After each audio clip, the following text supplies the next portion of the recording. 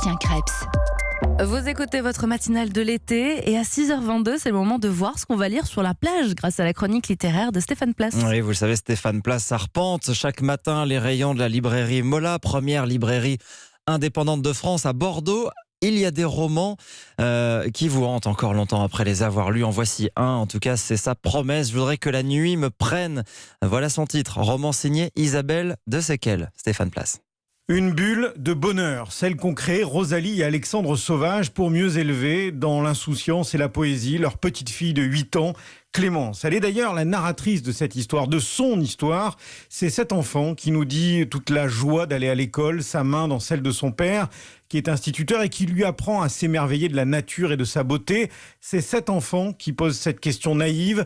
Je serai vieille dans longtemps, comment maman ? Interrogation dont on comprend au fil des pages qu'elle prend une dimension tout à fait singulière, tragique dans ce récit qui vous serre le cœur. Je voudrais que la nuit me prenne. C'est d'abord une bouffée d'émotion qui a marqué Belinda Biondo, libraire chez Mola. J'ai été complètement subjuguée, tombée sous le charme. Ça a été vraiment une grosse claque. On suit une jeune enfant, une jeune fille qui a 5 ou 6 ans au début du roman, qui nous raconte en fait l'histoire tout au long du roman. Incroyablement forte, incroyablement douce, qui vit avec ses parents dans un petit village perdu dans la France. Son père, il est instituteur, il aime aller à l'école avec elle, lui parler des fleurs, des plantes, de la nature. Sa mère aime se balader nue dans la maison en récitant de la poésie. Ils vivent vraiment d'amour dans une espèce de cocon parfait, loin du bruit du monde. Et pourtant, on sait, en lisant le résumé, à chaque page, qu'il y a quelque chose qui va complètement bouleverser leur vie. C'est des larmes à la fin, quand on comprend ce qui s'est passé. Et ça fait partie de la vie. C'est ça qui est extrêmement bien montré. La vie, la mort, le bonheur, la douleur, l'amour, la tristesse. La mort d'un enfant, ça s'arrête jamais. C'est comme une trahison, fait dire Isabelle Desesquelles à l'un des personnages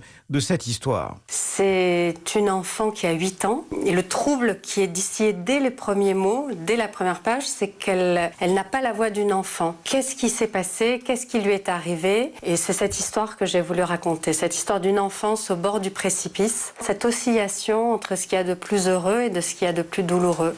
Je voulais écrire cette histoire-là, je voulais aller du côté du tragique, mais dans ce tragique, injecter quelque chose qui relève de la lumière, qui relève des éclats de la joie. Il fallait écrire cette histoire à la bonne distance. Et la bonne distance, c'était le temps qui s'était écoulé entre l'événement qui va frapper Clémence et ses parents, et le temps où je raconte l'histoire. Et ça permettait de faire entrer les souvenirs, qui sont à la fois ce qui nous rend le plus fort, et ce qui peut être aussi une blessure. 200 pages, ce n'est pas très long 200 pages, mais celle-ci, vous les garderez à l'esprit en vous rappelant ce que nous avons tous tendance à oublier trop vite, que le bonheur tient dans l'instant. Merci Stéphane Place. Je voudrais que la nuit me prenne. C'est donc un roman signé Isabelle de Seckel, roman récompensé par le prix Femina des lycéens. C'est aux éditions Belfond.